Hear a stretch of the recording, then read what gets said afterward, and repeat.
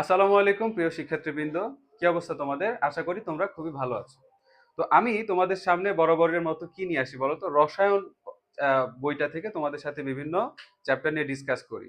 তো আজকে থেকে আমি শুরু করতে যাচ্ছি স্পেশালি 27 এবং 28 সালের যারা পরীক্ষার্থী রয়েছে তোমরা, তোমাদের জন্য আমি বায়োলজি লেকচার আজকে থেকে শুরু করছি। তো এই লেকচারের ধারাবাহিকতায় প্রথম যে চ্যাপ্টারটা আমি রেখেছি সেটা হচ্ছে তোমাদের বইয়ের প্রথম অধ্যায়, জীবন পাঠ।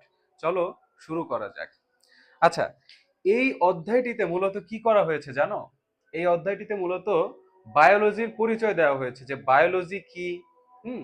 তারপরে বায়োলজির মধ্যে কি কি বিষয় নিয়ে পড়ালেখা করা হয়, তারপরে মূলত এইসব বিষয়। তো বায়োলজি, এই যে যে ওয়ার্ডটা এসেছে মূলত, বায়োলজি,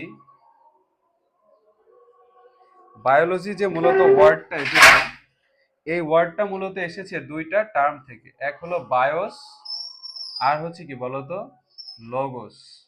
ঠিক আছে?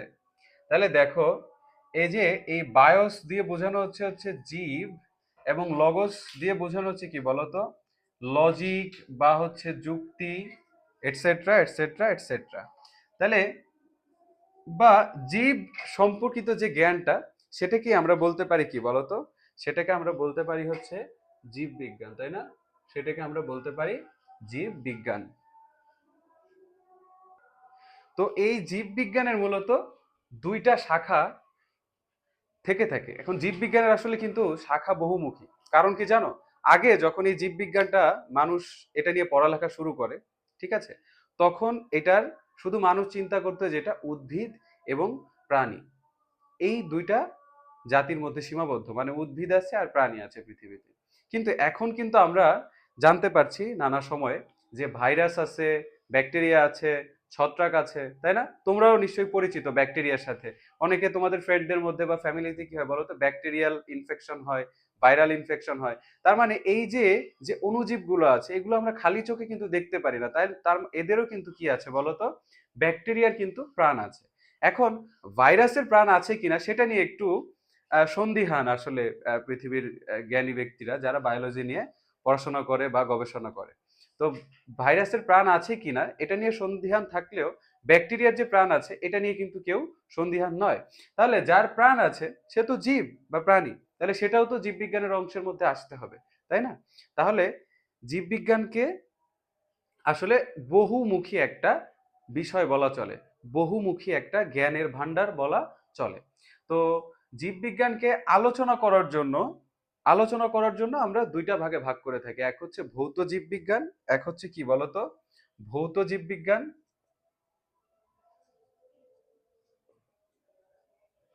ভৌত জীববিজ্ঞান। আর এক হচ্ছে কি বলতো, ব্যবহারিক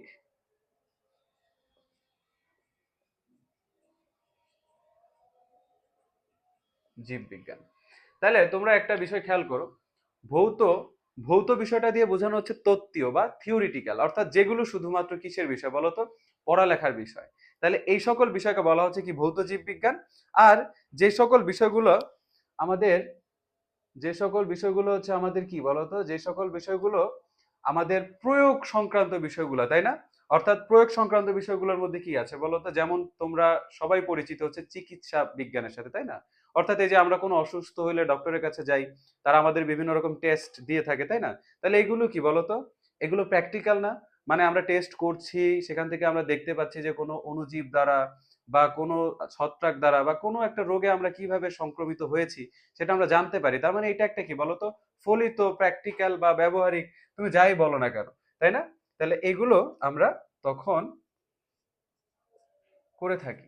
তাহলে এই যে ভৌত আর ফলিত জীববিজ্ঞান যে তোমরা দেখতে পাচ্ছ, ভৌত আর ফলিত জীববিজ্ঞান যে দেখতে পাচ্ছ, এটার মধ্যে দেখো প্রথমত কয়েকটা ভাগে ভাগ করা হয়েছে। এর মধ্যে তোমরা দেখো যে এই যে প্রথমে রাখা হয়েছে অঙ্গ সংস্থান বা মরফোলজি, তাই না? এইটা কি? আমাদের দেখো প্রত্যেকটা প্রাণীর কিন্তু কি আছে বলতো, দৈহিক একটা গঠন আছে না? মানুষ দেখতে একরকম, কুকুর দেখতে একরকম, গাছ দেখতে একরকম, তাই না? তাহলে এই যে যে দৈহিক ব্যাপারটা, দৈহিক যে গঠনটা, এই দৈহিক গঠনটাকে বলা হচ্ছে অঙ্গ সংস্থান। এখন এটা দুই রকম হতে পারে না বলতো? একরকম হচ্ছে আমরা বাইরে থেকে যেরকম দেখি সেটাকে আমরা বলছি বাহ্যিক অঙ্গসংস্থান। আরেক কেমন হতে পারে বলতো, আমাদের দেহের ভিতরে বিভিন্ন রকম গঠন থাকতে পারে, তাহলে সেটাকে বলা হচ্ছে ইন্টারনাল মরফোলজি বা অন্ত অঙ্গসংস্থান, শ্রেণীবিন্যাস বিদ্যা বা ট্যাক্সোনমি। এটা কিন্তু খুবই গুরুত্বপূর্ণ একটা বিষয় যে আমরা কি করছি বলতো, পৃথিবীতে বিভিন্ন রকমের জীব আছে, তাহলে এই জীবগুলোর প্রত্যেকটার বৈশিষ্ট্য আলাদা, প্রত্যেকটার জীবন ধারণ আলাদা, হ্যাঁ, প্রত্যেকটার দৈহিক গঠন আলাদা, প্রত্যেকটার জীবীয় উপাদান আলাদা।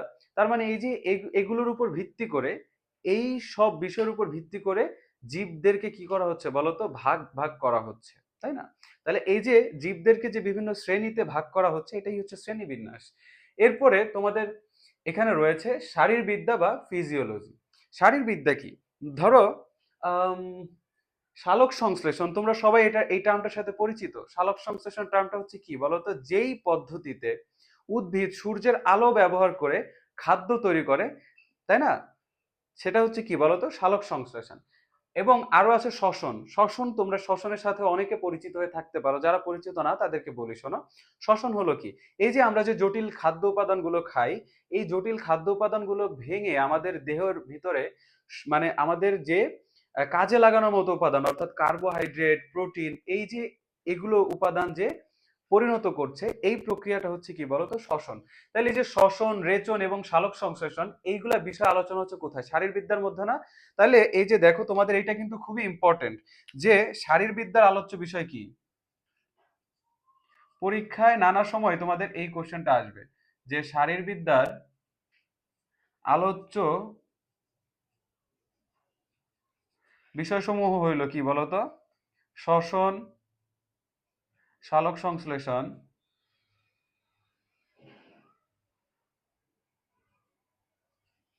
অ্যান্ড কি বলতো, অ্যান্ড রেচন। রেচন, তোমরা জানো রেচন কি? রেচন হচ্ছে একটা প্রক্রিয়া, যেই প্রক্রিয়ায় জীব তার দেহ থেকে ক্ষতিকর বা বিষাক্ত উপাদানগুলো বের করে দেয়। উদাহরণ হিসেবে বলা যেতে পারে মলত্যাগ, মূত্রত্যাগ, এগুলো। আচ্ছা, তাহলে এরপরে দেখো, এরপরে যে শাখাটা রয়েছে ভৌত জীববিজ্ঞানের মধ্যে বা থিওরিটিক্যাল বায়োলজির মধ্যে, সেটার মধ্যে রয়েছে হচ্ছে কি বলতো, কোষ বিদ্যা, তাই না? এখন এইখানে কোষের গঠন, আমরা তো জানি যে জীবদেহের গঠন গঠন এবং কাজের একক হচ্ছে কি বলতো, কোষ। তাহলে এই যে কোষের গঠন, অর্থাৎ এই কোষটার গঠন কিরকম, তারপর এটার কার্যাবলী কি, কোন ধরনের কোষ কি কাজ করে, যেমন আমাদের প্রত্যেকটা দেহে, মানে আমাদের প্রত্যেকের দেহে বিভিন্ন অংশে বিভিন্ন রকম কোষ আছে। যেমন আমাদের ত্বকের কোষ যেটা, সেটা আলাদা, আমাদের চোখের কোষ যেটা, সেটা আলাদা। চোখের কোষ আমাদের দেখতে, রড এবং কোণ আমাদের এটা দেখতে সাহায্য করে, তাই না? তারপর আমাদের ব্রেইনের যে কোষগুলো আছে, স্নায়ু কোষ, সেগুলো কি করে বলতো, আমাদের সমন্বয়, তারপর আমাদের স্মৃতি, এগুলোতে হেল্প করে। তাহলে এই যে প্রত্যেকটা দেখো, দেহের প্রত্যেকটা অংশে বিভিন্ন রকমের কোষ আছে যারা বিভিন্ন ধরনের কাজ করছে। তাহলে এই যে কোষের যে বিভিন্ন ধরনের কার্যাবলী, হ্যাঁ, এটা নিয়ে আলোচনা করা হচ্ছে তোমার এই যে কোষবিদ্যা বা সাইটো হিস্টোলজিতে। আচ্ছা, না সরি, কোষবিদ্যাতে। আচ্ছা, তারপরে দেখো কি আছে, হিস্টোলজি। তাহলে হিস্টোলজি কি? হিস্টোলজি হচ্ছে এই যে আমরা জানি যে কোষ সমূহ একই ধরনের কোষ যারা একত্রিত হয়ে একই ধরনের কাজ করে, যখন অনেকগুলা কোষ একত্রিত হয়ে একই ধরনের কাজ করে, তখন তাদেরকে বলা হয় টিস্যু। তাহলে দেখো, এই হিস্টোলজির মধ্যে আছে এই টিস্যু সমূহের গঠন, বিন্যাস। টিস্যু সমূহ বলতে গেলে ধরো আমরা বলতে পারি আমাদের এই যে যে বাইসেপস, হ্যাঁ, তারপর ট্রাইসেপস, এই যে এইগুলো ধরনের টিস্যু আছে না, মানে এই যে পার্টগুলো, এই পার্টগুলোকে বলা হচ্ছে টিস্যু, কারণ এখানে যে কোষগুলো আছে, এই কোষগুলো মিলে এই যে একটা টিস্যু গঠন করেছে, যেটার নাম হচ্ছে বাইসেপস। ঠিক আছে? আচ্ছা, তারপরে আছে ভ্রূণবিদ্যা। এটা হচ্ছে কি, এটা হচ্ছে ধরো যখন জীব আহ, বিভিন্ন কি বলে, যৌন মিলন বা বিভিন্ন ধরনের প্রজনন প্রক্রিয়ার মাধ্যমে যখন জীবের একদম প্রথম, তাই না, নিষিক্ত যে জাইগোটটা, সেটাকেই বলা হচ্ছে ভ্রূণ। তাহলে এই ভ্রূণ অর্থাৎ জনন কোষের কিভাবে উৎপত্তি হচ্ছে, তারপর ভ্রূণের সৃষ্টির গঠন, পরিস্ফুটন, এগুলো নিয়ে আলোচনা করা হচ্ছে ভ্রূণ বিদ্যায়। তারপর আছে বংশগতি বিদ্যা। বংশগতি বিদ্যা হচ্ছে কি বলতো, যেখানে বংশগতি সম্পর্কে আলোচনা করা হয়, অর্থাৎ কি বলতো, এই যে আমরা যে প্রাণী, আমরা যে মানুষ, তাহলে আমরা আমাদের বৈশিষ্ট্যগুলো আমরা দেখবো যে আমরা পূর্ববর্তী যারা আমাদের রয়েছে, তাদের তাদের সাথে আমাদের অনেকের বৈশিষ্ট্য মিলে যায়, তাই না? তো এইখানে দেখো, তাহলে বংশগতি যে জেনেটিক্স যে ব্যাপারটা, তার মানে আমরা পূর্ববর্তী আমাদের যারা ইনসেস্টর্স রয়েছে, আমরা তাদের সাথে সম্পর্কিত, তাদের বৈশিষ্ট্য, তাদের আচার আচরণ অনেক সময় আমাদের মধ্যে জেনেটিক্যালি চলে আসে। তাহলে এগুলো যেখানে আলোচনা করা হবে সেটা হচ্ছে কি বলতো, বংশগতিবিদ্যা। আবার বিভিন্ন রোগও চলে আসছে আমাদের মধ্যে স্বাভাবিকভাবে। তারপর হচ্ছে বিবর্তন বিদ্যা। এই যে পৃথিবীতে কত জীব আসছে, কত জীব বিলুপ্ত হয়ে গেছে, এইসব নিয়ে যেই শাখাটাতে আলোচনা করা হয় সেটা হচ্ছে কি বলতো, বিবর্তন বিদ্যা। তো বিবর্তন বিদ্যার পরে দেখো আর কি রয়েছে, আর রয়েছে হচ্ছে ইকোলজি, পরিবেশের সাথে সম্পর্কিত যেই জ্ঞানটা, তাই না? পরিবেশ, বাস্তুবিদ্যা অর্থাৎ বিভিন্ন জীব, তারপরে উদ্ভিদ, তারপরে হচ্ছে অণুজীব, হ্যাঁ, এগুলোর মধ্যে যে একটা আন্তঃ সম্পর্ক, সেটা হচ্ছে কি বলতো, সেটা হচ্ছে এন্ডোক্রাইনোলজি। আচ্ছা, এখন দেখো আমাদের এর পরে শাখাটা রয়েছে কি বলতো, জীব ভূগোল। জীব ভূগোল। তাহলে জীব ভূগোল কি বলতো, ভৌগোলিক সীমারেখায় জীবের বিস্তৃতি। আচ্ছা, এক একটা জায়গায় এক এক রকম প্রাণী থাকে। যেমন দেখো অস্ট্রেলিয়ায় তুমি ক্যাঙ্গারু পাবা, বাংলাদেশে পাবা পাবা না। তারপরে ধরো এই যে সুন্দরবনে রয়্যাল বেঙ্গল টাইগার আছে, যে কোনো জঙ্গলে কিন্তু আবার রয়্যাল বেঙ্গল টাইগার তুমি খুঁজে পাবা না। তারপর অ্যামাজনে যে সাপগুলো আছে, ওই সাপগুলো পৃথিবীর বিভিন্ন অঞ্চলে থাকবে না। তাহলে এই যে দেখো, এই যে যে ডিফারেন্স গুলো হচ্ছে, এটা কিন্তু বায়োলজি, যেটা শাখায় আলোচনা করা হচ্ছে সেটা জীব ভূগোল। আর আমাদের প্রাণ রস বা হরমোন রয়েছে। আমাদের এই যে দেখো, অনেক সময় মানুষ বলে না যে মানুষটা অসুস্থ হয়ে গেছে, কি হয়েছে, ওর হরমোনের পরিবর্তন হচ্ছে। তার মানে আমাদের শরীরে বিভিন্ন গ্ল্যান্ড থেকে অনেক সময় অনেক রকম একটা কেমিক্যাল যেটা সিক্রেট করে বা নিঃসরণ করে, যেটা আমাদের জন্য অনেক হেল্পফুল। তাহলে সেটাকে হচ্ছে হরমোন। আর এই হরমোন নিয়ে আলোচনা করা হয় কোথায় বলতো, এটা আলোচনা করা হয় এন্ডোক্রাইনোলজিতে। তাহলে আমরা এখন আলোচনা করব হচ্ছে ফলিত জীববিজ্ঞান। ফলিত জীববিজ্ঞান নিয়ে। ফলিত জীববিজ্ঞানের মধ্যে দেখো প্রথমে রয়েছে মৎস্য বিজ্ঞান বা ফিশারিজ, যেটা হচ্ছে কি মাছ মাছ উৎপাদন। দেন হচ্ছে তোমার মৎস্য সম্পদ ব্যবস্থাপনা, মাছ কিভাবে সংরক্ষণ করে, এগুলো নিয়ে আলোচনা করা হয়। জীব পরিসংখ্যান বিদ্যা, জীব পরিসংখ্যান বিষয়ক, অর্থাৎ কোন প্রাণী কতটা রয়েছে, হ্যাঁ, তারপরে কত হারে বংশবৃদ্ধি করছে, এগুলো। তাহলে এই যে এগুলোকে বলছি বায়োস্ট্যাটিস্টিক্স। দেন আমাদের আছে কি বলতো, পরজীবী বিদ্যা। তাহলে পরজীবী কি, আমরা জানি যে বিভিন্ন জীব কি করে বলতো, বিভিন্ন জীবের উপর নির্ভর করে বসবাস করে। বিভিন্ন জীব কি করে, বিভিন্ন জীবের উপর নির্ভর করে বসবাস করে। যেমন দেখো কৃমি আমাদের পেটের মধ্যে যখন হয়, তাই না, এগুলোকে আমরা তো প্যারাসাইটস বলি। তাহলে এই যে কৃমিগুলো আমাদের পেটে যখন থাকে, তখন তারা কিন্তু আমাদের নানা রকম ক্ষতি করে, তাই না? তার মানে এরা আমাদের উপর, আমাদের পেটের মধ্যে থেকে বা আমাদের দেহ থেকে বিভিন্ন উপাদান নিয়ে তারা বেঁচে থাকছে। তারপর দেখবা বিভিন্ন গাছের সাথে বিভিন্ন পরজীবী আছে, তাই না? তাহলে এই যে এটাকে বলা হচ্ছে পরজীবী বিদ্যা বা প্যারাসাইটোলজি। ঠিক আছে, জীবাশ্ম বিজ্ঞান। এখন মনে করো প্রাগৈতিহাসিক যুগে কোনো একটা জীব ছিল, এখন ওই জীবটা মনে করো মরে গেছে। মরে যাওয়ার পরে হাজার বছর পার হয়ে গেছে, এখন ওইটা তো মাটির নিচে কোনোভাবে চাপা পড়ে রয়ে গেছে। এখন ওইটার কোনো একটা উপাদান বা দেহাবশেষের যে কোনো একটা উপাদান আমরা যদি পাই, সেটা দিয়ে আমরা গবেষণা করে বের করে ফেলতে পারবো যে এটা কত হাজার বছর আগে বা কতশো বছর আগে এই জীবটার উপস্থিতি ছিল, এবং এই জীবটা কি করত, তার বৈশিষ্ট্য কি ছিল, সেটা জানতে পারতাম। তাহলে এরপরে দেখো আমাদের কীট তত্ত্ব, বিভিন্ন রকম কীট পতঙ্গ আছে না, তেলাপোকা, তারপরে ধরো ঘাস ফড়িং, তারপরে ধরো এই যে আহ জোনাকি পোকা, এই যে এই ধরনের যে কীট পতঙ্গ আছে, তা এগুলো হচ্ছে কি বলতো, তারপরে ধরো জোঁক, তারপরে কেঁচো, হ্যাঁ। আচ্ছা, হ্যাঁ, ঠিক আছে। তাহলে এগুলোকে বলতেছি আমরা কীটতত্ত্ব বা এন্টোমোলজি। এরপর হচ্ছে অণুজীব বিজ্ঞান, যেটা তোমাদেরকে বলতেছিলাম, ভাইরাস, ব্যাকটেরিয়া, হ্যাঁ, তারপরে ছত্রাক, এগুলো নিয়ে আমাদের যেই শাখায় আলোচনা করা হয় সেটাকে আমরা বলছি কি বলতো, অণুজীব বিজ্ঞান। আচ্ছা, অণুজীব বিজ্ঞানের পর এরপর রয়েছে কি বলতো, কৃষি বিজ্ঞান। তাহলে কৃষি বিজ্ঞান হচ্ছে কি বলতো, কৃষি বিষয়ক বিজ্ঞান। কৃষি বিজ্ঞানটা কি, কৃষি বিষয়ক বিজ্ঞান। তারপরে রয়েছে কি বলতো, চিকিৎসা বিজ্ঞান, মেডিকেল সায়েন্স, যেটা আমরা সবাই জানি। তারপর হচ্ছে কি বলতো, জিন প্রযুক্তি। জিন প্রযুক্তি ব্যবহার করে দেখো, আগে বাংলাদেশে ধানের উৎপাদনটা অনেক কম ছিল, জমি কিন্তু বেশি ছিল। এখন জমির পরিমাণটা কমে গেছে কিন্তু ধানের উৎপাদন কিন্তু বাড়ছে। এটার কারণ কি জানো? এটার কারণ কি জানো? এটার কারণ হচ্ছে গবেষণা করে, জিন প্রযুক্তি ব্যবহার করে বা বায়োলজির বিভিন্ন প্রযুক্তি ব্যবহার করে, হ্যাঁ, যে জেনেটিক্সে একটা পরিবর্তন এনে এই ধানের উৎপাদনটা বাড়ানো হয়েছে, তাই না? তাহলে এই যে ধানের উৎপাদনটা যে বাড়ানো হয়েছে, এর ফলে এখন ধানের, গমের উৎপাদনটা বাড়ছে। আবার ধরো বেগুন, তারপরে বিভিন্ন ঢেঁড়স টেরসে বিভিন্ন রোগ হইতো, এই রোগগুলো দূর করে ফেলা হয়েছে জেনেটিক্সের মাধ্যমে। তাহলে সুস্থ একটা জাত পাওয়া যাচ্ছে, ওই সুস্থ জাত থেকে সুস্থ ফসল পাওয়া যাচ্ছে, এবং এই ফসলগুলো মানও ভালো হচ্ছে। তারপরে আমাদের কি আছে বলতো, প্রাণ রসায়ন। প্রাণ রসায়ন হলো কি বলতো, জীবের বিভিন্ন প্রাণ রাসায়নিক কার্যাবলী, তোমার ধরো বিভিন্ন রকম রোগ, এইগুলো নিয়ে হচ্ছে কি করা হয় বলতো, এই সম্পর্কিত বিজ্ঞান। এরপর রয়েছে পরিবেশ বিজ্ঞান, পরিবেশ সম্পর্কিত বিজ্ঞান। সামুদ্রিক জীব বিজ্ঞান হচ্ছে মেরিন বায়োলজি, যেটা সমুদ্রের বিভিন্ন জীব, এগুলো নিয়ে আলোচনা করা হয়। বন বিজ্ঞানের মধ্যে কি রয়েছে বলতো, বন বিজ্ঞানের মধ্যে রয়েছে বন, বন সম্পদ ব্যবস্থাপনা ইত্যাদি।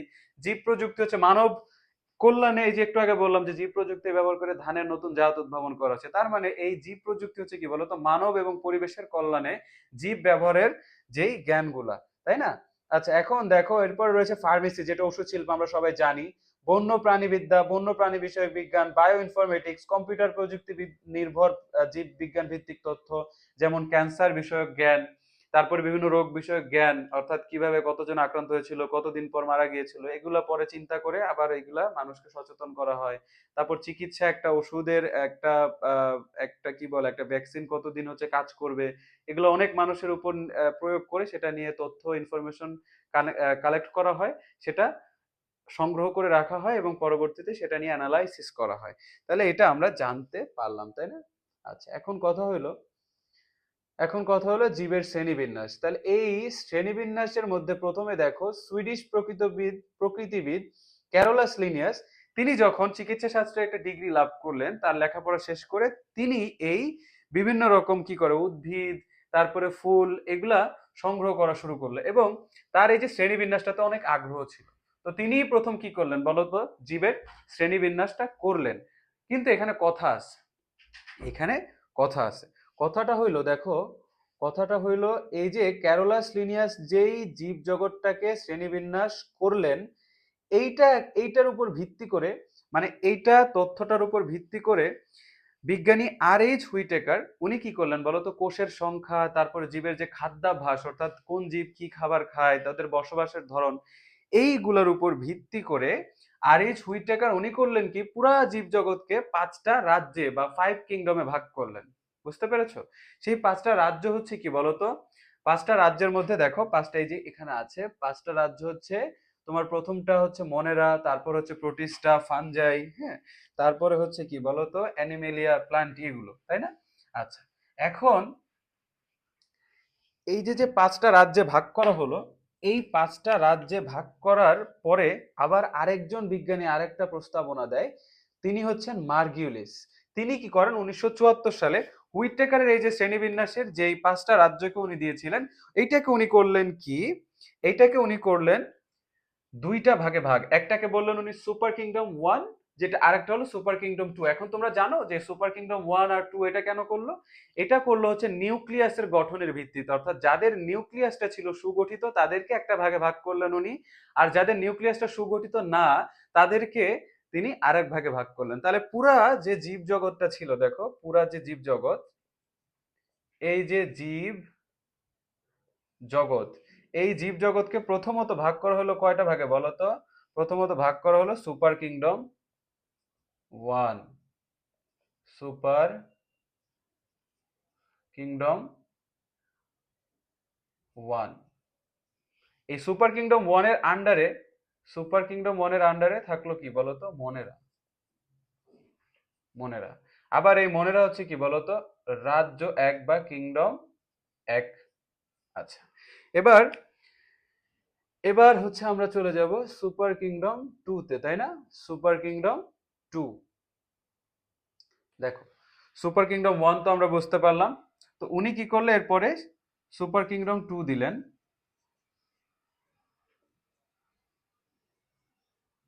এই সুপার কিংডম টু এর মধ্যে দেখো কোন কোন রাজ্য থাকলো। মনেরা থাকলো সুপার কিংডম ওয়ানে, তাহলে প্রোটিস্টা চলে আসলো কোথায় বলো তো? প্রোটিস্টা চলে আসলো সুপার কিংডম টু তে। মনেরা, প্রোটিস্টা, এরপর আছে কি বলতো, ফানজাই, ফানজাই, তারপর হচ্ছে কি বলতো প্লান্টি, তারপর হচ্ছে কি বলতো অ্যানিমেলিয়া। এখন আমরা প্রত্যেকটা আলাদা আলাদা বিষয় জানবো। এটা যদি রাজ্য তোমার এক হয়ে থাকে তাহলে এটা হচ্ছে রাজ্য দুই, এটা রাজ্য তিন, এটা রাজ্য চার, এটা রাজ্য পাঁচ। তাহলে এইভাবে জীব জগৎকে ভাগ করা হলো। এখন কথা হলো আমাদের সুপার কিংডম ওয়ান নিয়ে আলোচনা করি, চল। সুপার কিংডম ওয়ানের মধ্যে কি এমন আছে? সুপার কিংডম ওয়ান হচ্ছে, বলা হইলো যে এটা আদিকোষী। এখন আদিকোষী মানে কি, এরা কি আদিম যুগে বসবাস করতো? না, এরা এখনো বসবাস করে, কিন্তু এদের আদিকোষী কেন বলা হচ্ছে দেখো। প্রোক্যারিওটা, সুপার কিংডম এক হইল প্রোক্যারিওটা। প্রোক্যারিওট হইলো কি বলতো, এদের নিউক্লিয়াস সুগঠিত নয়। দুটা টার্ম আছে দেখো, এক হচ্ছে প্রোক্যারিওট, দেখো এক হচ্ছে প্রোক্যারিওট, প্রোক্যারিওট, খেয়াল করো। তাহলে প্রোক্যারিওট হলো কি, আমরা এদেরকে বলতেছি আদিকোষী, আদিকোষী, বা এদের কি বলতো, এদের বলা যাবে হচ্ছে সুগঠিত নিউক্লিয়াস নাই, অর্থাৎ এদের নিউক্লিয়াস সুগঠিত নয়।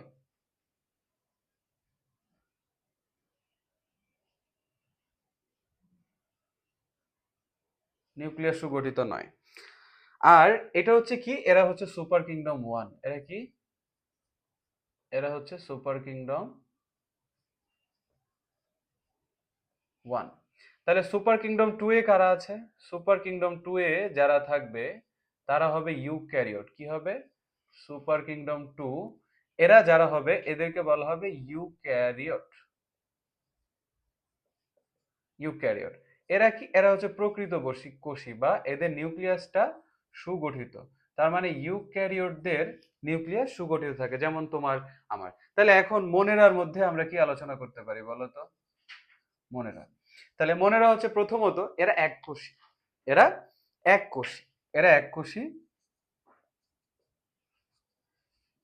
এবং এরা ফিলামেন্টাস, এক কোষী এবং কি ফিলামেন্টাস। ফিলামেন্টাস কথাটার অর্থ জানো তোমরা?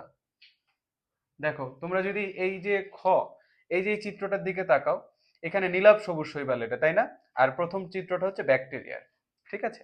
আচ্ছা, তাহলে এই যে নীলাভ সবুজ শৈবালের মধ্যে দেখো এই যে গোল গোল গোল গোল অনেকগুলো অংশ দিয়ে এটা গঠিত হয়েছে, তাই না? তাহলে এই গোল গোল অংশগুলা লম্বালম্বি ভাবে যুক্ত হয়েই তো আসলে কি হয়েছে বলতো, এটার পুরা গঠনটা আসছে। তার মানে আমরা এই গঠনটাকেই বলছি ফিলামেন্টাস। এখন এই যে নস্টক বা নীলাভ সবুজ শৈবাল দেখতেছো না, এরা একা একা বাস করে না, এরা কি করে, কলোনি আকারে বাস করে। এই জন্য এদেরকে বলা হয় কলোনিয়াল। কি বলা হয়? কলোনিয়াল। এরা কলোনি আকারে বাস করে, এরা একা একা বাস করতে পারে না। এখন আমরা যেহেতু বললাম যে এরা আদিকোষী, তাই না ভাইয়াপুরা? দেখো এরা যেহেতু আদিকোষী বলছি, তাহলে এদের কি বলতো, নিউক্লিয়াস সুগঠিত নয়। তাহলে মনেরা রাজ্যের প্রাণীদের নিউক্লিয়াস যেহেতু সুগঠিত নয়, তার মানে নিউক্লিয়াসের নিউক্লিয়ার পর্দা কিংবা নিউক্লিয়ার ওই যে আবরণটা, অর্থাৎ নিউক্লিয়াসটা কোনো পর্দা দিয়ে ঢাকা না, সুগঠিত যেহেতু না, তাহলে নিউক্লিয়াসের তো প্রত্যেকটা উপাদান থাকবে না, এটাই স্বাভাবিক। এখন কথা হলো, এদের দেহে এদের দেহে তোমার কোষের যেসব উপাদান থাকে, প্রাণী কোষের অর্থাৎ তোমার কিংবা উদ্ভিদ কোষের যেসব উপাদান থাকে, তুমি বলো প্লাস্টিড, তুমি বলো মাইটোকন্ড্রিয়া, তুমি বলো এন্ডোপ্লাজমিক রেটিকুলাম, কিছুই থাকে না এদের। এদের শুধুমাত্র থাকে হচ্ছে কি বলতো, এদের শুধুমাত্র থাকে রাইবোজোম। অর্থাৎ এদের বডিতে শুধু প্রোটিন সংশ্লেষণ হয়, রাইবোজোমে কি হয়, প্রোটিন সংশ্লেষণ হয়। আচ্ছা, এখন এরা কিভাবে বংশবৃদ্ধি করে? এরা এরা দেখো, এরা বংশবৃদ্ধি করে হচ্ছে দ্বিবিভাজন প্রক্রিয়ায়। দ্বিবিভাজন প্রক্রিয়া সম্পর্কে যাদের জানা নাই তারা একটু দেখো, খেয়াল করো। দ্বিবিভাজন হলো, ধরো তোমার এই হচ্ছে মাতৃকোষ, অর্থাৎ একটা কোষ। এইটা কি হবে বলতো, এই কোষটা, মাতৃকোষটা কি হবে, এই যে দেখো মাতৃকোষটা মাঝের দিক থেকে এরকম চেপে আসবে।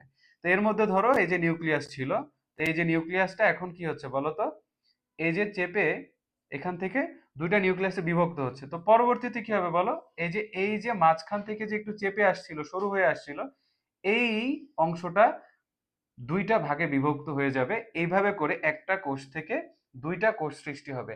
আর এই প্রক্রিয়াটাকেই বলা হচ্ছে দ্বিবিভাজন প্রক্রিয়া। বুঝতে পারছো? তাহলে প্রধানত এরা কি করে, শোষণ পদ্ধতিতে খাদ্য গ্রহণ করে, অর্থাৎ এরা সালোক সংশ্লেষণ পদ্ধতিতে খাদ্য গ্রহণ করে না, আবার খাদ্যের জন্য অন্যের উপর নির্ভরও করে না। এরা কি করে, শোষণ পদ্ধতিতে খাদ্য গ্রহণ করে। তার মানে এদের মধ্যে আবার এই যে নীলাভ সবুজ শৈবাল যেটা আছে, ওরা কি করে, সূর্যের আলো ব্যবহার করে সালোক সংশ্লেষণ পদ্ধতিতে খাদ্য গ্রহণ করতে পারে। এবং এদের উদাহরণ হিসেবে কি বললাম, ব্যাকটেরিয়া। কিছু কিছু ব্যাকটেরিয়াও সালোক সংশ্লেষণ পদ্ধতিতে মানে খাদ্য তৈরি করতে পারে, তাই না? তাহলে সুপার কিংডম টু তে আমরা যেতে পারি। সুপার কিংডম টু, দেখো সুপার কিংডম টু তে যখনই আসবো তখনই আমরা জানি যে এরা হচ্ছে কি বলতো, নিউক্লিয়াস সুগঠিত। তার মানে সুপার কিংডম টু এর মধ্যে যেই সকল প্রাণী আছে না কেন, তাদের নিউক্লিয়াস সুগঠিত থাকবে। আচ্ছা, ভালো কথা। তাহলে দেখো, এর মধ্যে আমরা প্রথম যেটা নিয়ে আলোচনা করতে চাচ্ছি বা যাচ্ছি সেটা হলো প্রোটিস্টা। প্রোটিস্টা, এটার উদাহরণ কি? উদাহরণ হচ্ছে অ্যামিবা। অ্যামিবা, অ্যামিবা তোমরা দেখছো কখনো? দেখে থাকবা অ্যামিবা। আর এক হচ্ছে ডায়াটম, বা এইটাকে বলা হয় এককোষী শৈবাল। এটাকে কি বলা হয়? এককোষী শৈবাল। দেখো, আগে ছিল কি নীলাভ সবুজ শৈবাল, এবার কি হলো এককোষী শৈবাল। মিলাই ফেলো না। নীলাভ সবুজ শৈবাল হলো মনেরা রাজ্যের অন্তর্ভুক্ত, আর ডায়াটম বা এককোষী শৈবাল হলো কিসের অন্তর্ভুক্ত? প্রোটিস্টার অন্তর্ভুক্ত। আচ্ছা, এখন এই প্রোটিস্টা এরা এককোষী বা বহুকোষী হইতে পারে। যেমন দেখো, এই যে এটা এককোষী, আবার অনেকগুলা কি হয় বহুকোষী। এখন এরা আবার কি, দেখো এটা মনেরার সাথে একটা মিল আছে। এরা কি করে? এরা কলোনি আকারে বসবাস করতে পারে। তার মানে মনেরার সাথে মিলটা পেয়ে গেছো, তাহলে এটা দুইটা মিল করে মনে রাখো যে এরা কলোনিয়াল বা দলবদ্ধ। তারপরে কি আছে বলতো? এদের নিউক্লিয়ার পর্দা দ্বারা পরিবৃত্ত বা আবরণটা ঢাকা থাকবে, কারণ এরা সুগঠিত। প্রোটিস্টা রাজ্যের প্রাণীরা সুগঠিত। তাহলে যেহেতু সুগঠিত, তার মানে এই যে ডায়াটম বলো কিংবা অ্যামিবা বলো, এদের নিউক্লিয়াসের মধ্যে ডিএনএ বা আরএনএ, অর্থাৎ ডিঅক্সিরাইবোজ নিউক্লিক অ্যাসিড আর হচ্ছে কি বলতো রাইবো নিউক্লিক অ্যাসিড, তাহলে এগুলো থাকবে। এবং কোষের সকল ধরনের যে কোষীয় অঙ্গাণুগুলো রয়েছে, সকল ধরনের কোষীয় অঙ্গাণুগুলো থাকবে। দেখো, খাদ্য গ্রহণটা মনেরার মতোই। এদের খাদ্য গ্রহণ কি বলতো?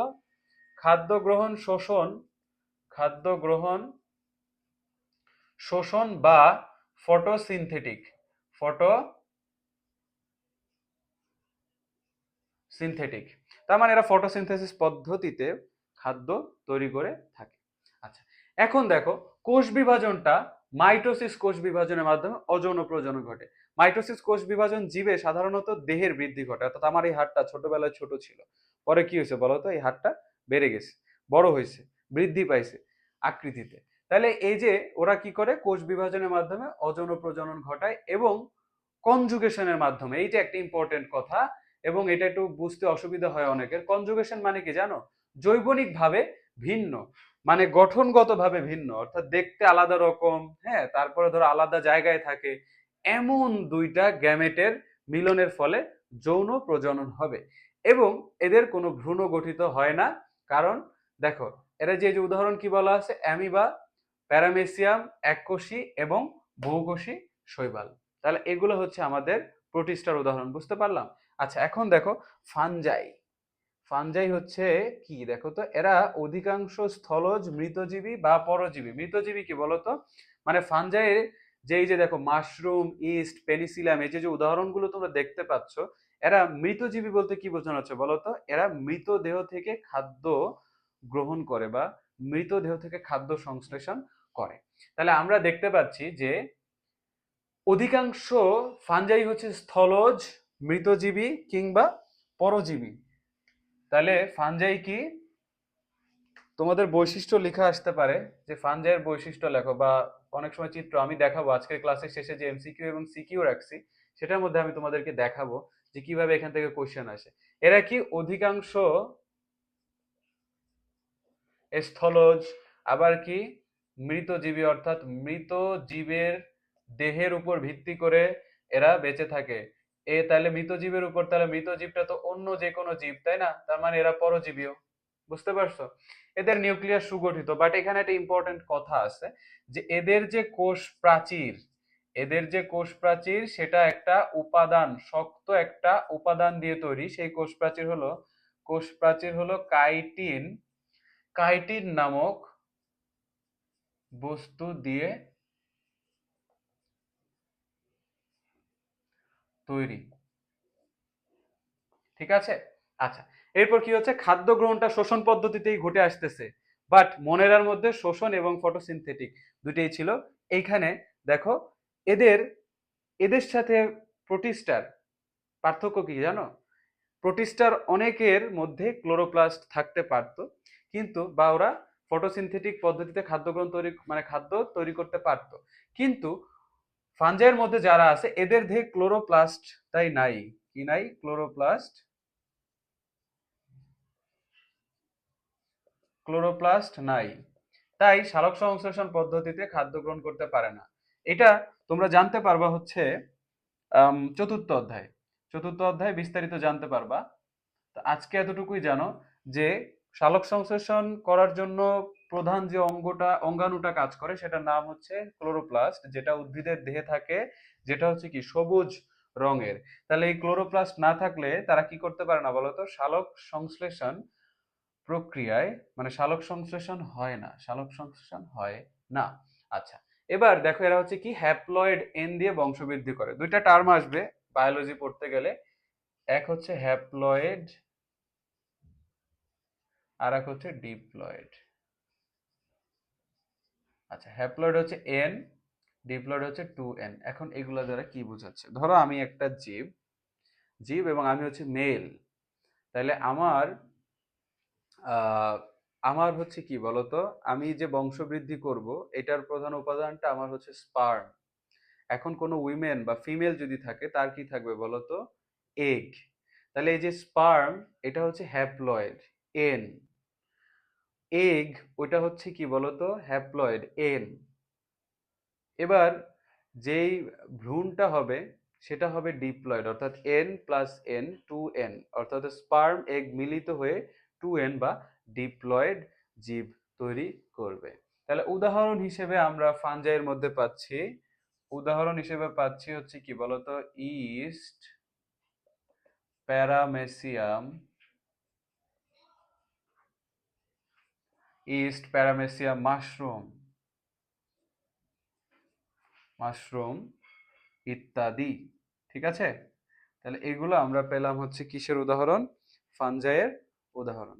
তোমরা কি বুঝতে পারতেছো? আচ্ছা, এখন কথা হলো দেখো প্লান্টি কি, প্লান্টি এটা আমাদের বুঝতেও কোনো অসুবিধা থাকবে না, কারণ আমরা সবাই জানি যে এই যে আমরা আমাদের আশেপাশে যত গাছ দেখতে পাচ্ছি এগুলো হচ্ছে কি বলতো সকল গাছ এই রাজ্যটার অন্তর্ভুক্ত। তাহলে দেখো এখন এরা তো প্রকৃত নিউক্লিয়াস বিশিষ্ট গাছ, গাছের মধ্যে ডেফিনেটলি ক্লোরোপ্লাস্ট থাকবে। তাহলে এরা কি করবে, সালোক সংশ্লেষণ পদ্ধতিতে এরা খাদ্য তৈরি করবে। তাহলে এদের দেহে উন্নত টিস্যু তন্ত্র বিদ্যমান, কারণ এদের বহু কোষ আছে। বহু কোষের মধ্যে কি বলতো একই ধরনের কার্যকর কোষ, যারা একই ধরনের কাজ করে এরকমও অসংখ্য শ্রেণী থাকবে। তাহলে অসংখ্য টিস্যু থাকবে, তাহলে এদের টিস্যু তন্ত্র থাকবে। অনেকগুলো টিস্যু মিলে আবার কি হয়, টিস্যু তন্ত্র গঠিত হয়। তাহলে এই যে টিস্যু তন্ত্র থাকবে, এদের ভ্রূণ সৃষ্টি হবে এবং তা ডিপ্লয়েড পর্যায়ে শুরু হয়। প্রধানত এরা স্থলজ, তবে আমরা দেখতে পাই যে জলেও বিভিন্ন ধরনের উদ্ভিদ বসবাস করে। আর উদ্ভিদগুলো কি হয় বলতো, যৌন জনন অ্যানাইসোগ্যামাস এই পদ্ধতিতে, এটা এই পদ্ধতিটাতে হয়। অ্যানাইসোগ্যামাস কি জানো? অ্যানাইসোগ্যামাস হচ্ছে আকার আকৃতি এবং শারীরবৃত্তীয়, ধরো একটা বড় গাছ একটা ছোট গাছ কিন্তু একই প্রজাতির, তাহলে যে আকার আকৃতিতে ভিন্ন এমন দুইটা গ্যামেটের মিলন হবে, সেটা আবার বিভিন্ন প্রক্রিয়ায় নিষেক হবে। তাহলে এটা আমরা জানতে পারবো আবার 11 অধ্যায়ে তোমাদের বইয়ে। তাহলে শারীরবৃত্তীয় পার্থক্য বিশিষ্ট ভিন্নধর্মী দুটি গ্যামেটের মিলনের মাধ্যমে যৌন জনন সম্পন্ন হবে, যেমন সবুজ যেই কোনো ধরনের উদ্ভিদ। তোমরা কি বুঝতে পারছো? তাহলে আজকে প্রথম আমরা যেহেতু বায়োলজি লেকচারগুলো শুরু করছি, তোমরা কিন্তু জানতে পারতেছো যে কোন অধ্যায়ে, বিশেষ করে 28-এ যারা আছো, এসএসসি 28 অর্থাৎ যারা নবম শ্রেণীতে আছো, তারা জানতে পারতেছো যে কোন চ্যাপ্টারের মধ্যে কি কি থাকবে এবং তোমরা বায়োলজি পড়তে গেলে কোন কোন বিষয়ের সম্মুখীন হবা, তোমরা কি কি জানতে পারবা। সো এটা তোমাদের মনে অনেক সময় ইন্টারেস্ট জাগাবে বায়োলজি পড়ার প্রতি। আচ্ছা, তাহলে এখন দেখো আমাদের অ্যানিমেলিয়া। অ্যানিমেলিয়া তো আমরা জানি যে এই যে বাঘ, গরু, কুত্তা, ছাগল, হ্যাঁ, যত সব প্রাণী আছে সব হচ্ছে অ্যানিমেলিয়া রাজ্যের অন্তর্ভুক্ত। এবং এদের বৈশিষ্ট্যগুলো আমরা জানি যে এরা কি বলতো, এদের এদের আমাদের হচ্ছে কি থাকবে বলতো, এদের কোষে কোনো জড় কোষ প্রাচীর, তারপরে আমরা তো সবুজ না কালার, তাহলে আমাদের শরীরে প্লাস্টিড কিংবা প্লাস্টিদের মধ্যে ক্লোরোপ্লাস্ট কিছুই থাকবে না। তারপরে দেখো একটা ভালো কথা হলো হেটারোট্রফিক। হেটারোট্রফিক শব্দটার অর্থ হচ্ছে কি বলতো, পরভোজী। দেখো হেটারোট্রফিক শব্দটার অর্থ হলো হেটারোট্রফিক।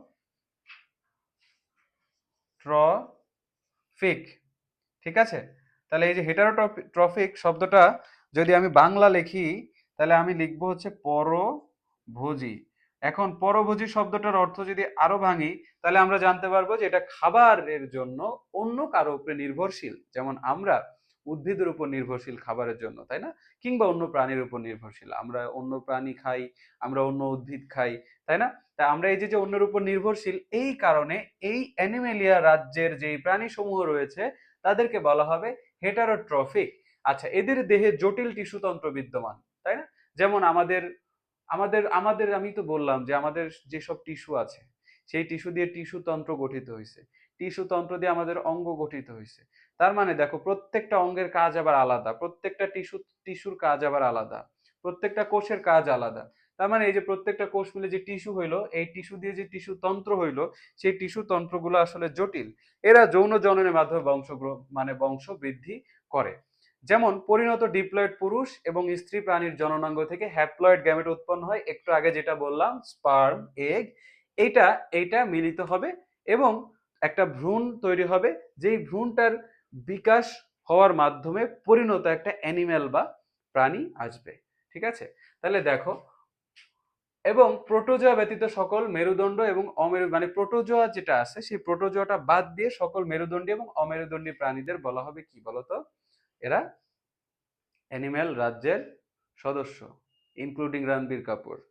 আচ্ছা, এরপরে দেখো 2004 সালে যে কিছু তথ্য দেওয়া আছে, এটা দেখো 2004 সালে অক্সফোর্ড বিশ্ববিদ্যালয়ের টমাস ক্যাভলিয়ার স্মিথ উনি জীবজগতের এই যে প্রোটিস্টাকে প্রোটোজোয়া এবং কেমিস্টা নামে দুটি ভাগে ভাগ করে থাকেন, এবং উনি বলছে কি দেখো, মনেরাকে উনি কি করেছে, মনেরাকে ব্যাকটেরিয়া রাজ্য হিসেবে পুনঃনামকরণ করে, কারণ মনেরার মধ্যে কি আছে বলতো, ব্যাকটেরিয়া আছে, ব্যাকটেরিয়ার সংখ্যাটাই বেশি, এই কারণে উনি মনেরাটাকে ব্যাকটেরিয়া রাজ্য হিসেবে নামকরণ করেন। তাহলে আমরা এখন একটু দেখি শ্রেণীবিন্যাসের বিভিন্ন ধাপ সমূহ। ঠিক আছে?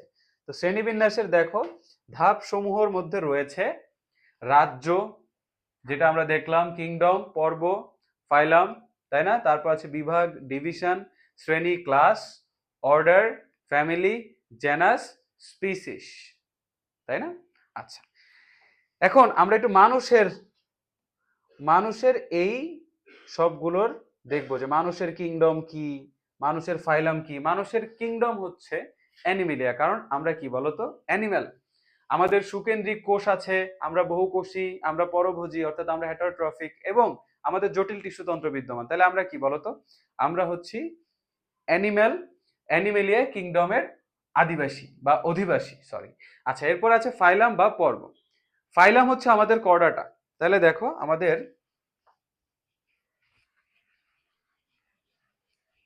কিংডম হচ্ছে কি, মানুষের মানুষের শ্রেণীবিন্যাস, মানুষের শ্রেণীবিন্যাস। তাহলে মানুষের কিংডম হচ্ছে অ্যানিমেলিয়া। কারণ হচ্ছে কি, আমাদের এই যে আমরা বহুকোষী, পরভোজী, জটিল টিস্যুতন্ত্র বিদ্যমান। কিংডমের পর আছে কি বলতো, ফাইলাম। তাহলে এই ফাইলামটা হচ্ছে আমাদের কি বলতো, ফাইলামটা হচ্ছে কর্ডাটা।